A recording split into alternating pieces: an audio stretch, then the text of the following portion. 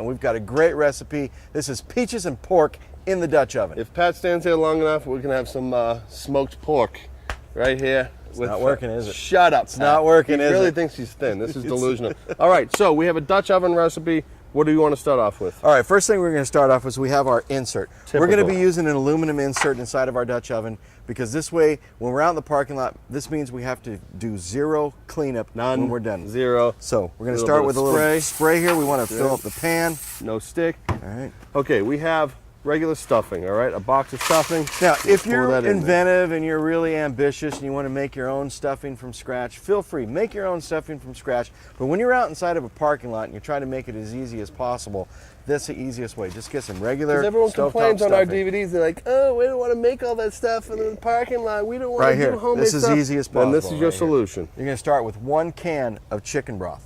We're going to pour that in there and we're going to stir that up. Okay, nice. Now we have pork chops that's been lightly seasoned with a little salt, a little bit of pepper. All right, we're going to take this and we're going to lay this right across the stuffing, all right? Now what you can do is make sure they're spread out. Make sure they're exposed because we're going to put a little extra ingredient in this that's going to make this delicious. All right, like that. Now come in and check this out. I want you to see this right here. The pork chops are very simple. Laid right across the bed of stuffing here. Now we're going to add 1 can of peaches. Hold on. Oh, what do we add? 1 can of peaches. 1 can. Go ahead, really? Put it on. 1 can of peaches. All right. So now we left a little bit of the juice left in the can. You can do fresh peaches if you want. We highly recommend to do that. But the syrup that's in this can is going to make this recipe a little bit sweeter, and it's going to make it a little more delicious while you're in the parking lot. This is going to bring a lot of friends over, a lot of new people that you haven't met yet. Look at that. Not only is it beautiful, but it's going to be delicious. All right. Now, let's put it, Pat. Let's put this in the Dutch oven, and you're going to tell them how we're going to prepare this while we're in the woods. Yes. What we're going to do is we have our coals cooking on the stove right over here, inside of our chimney stack, and all I did was fire up the grill, burn it for 2 minutes, and got my coals going. We have a couple minutes left, and the coals are going to be ready. And what we're going to do is we're going to put coals underneath and coals on top, and we're going to cook this for about 40 minutes. How many coals? We're going to put 8 coals on the bottom, 16 coals on the top. As usual. This is going to run us about 400 degrees. It's a little warmer outside, so maybe a little bit higher than that. So we're going to keep an eye on the cooking. How long are we going to let this cook? 40 minutes. 40 minutes. Okay. 40 minutes. We'll be back. We're going to put the coals on there. What is this called again? Peaches and pork. Pork and peaches. Pork and peaches. Peaches and pork. All right. We'll see you soon, guys. All right. Let's cook it.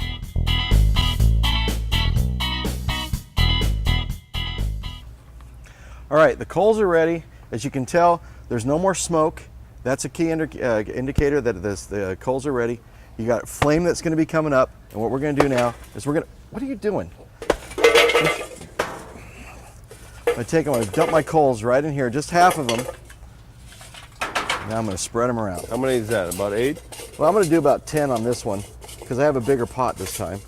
So now I've got my gloves on because you have to make sure you have your special gloves, otherwise you're going to burn yourself. Now I'm going to create a little circle in here because when I put my Dutch oven in here, I don't want any coals directly underneath my Dutch oven.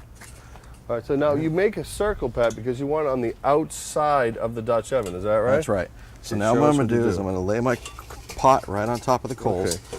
See, now the coals aren't directly underneath, but they're along the side. And now I'm going to take the rest of the coals. Yep. Put them right on top. Just like that. Now I'm going to spread these around in a circle so I can create a convection inside my Dutch oven. Anytime you have heat pushing against each other, it's going to create a convection inside your Dutch oven. And that's why we've doubled the coals from the bottom to the top in order to maximize our convection. And what happens is gloves get very hot. And whenever Pat burns himself, you can always smell pork, folks. Why don't you go somewhere and do something? Why don't you go do dishes or something? Pat.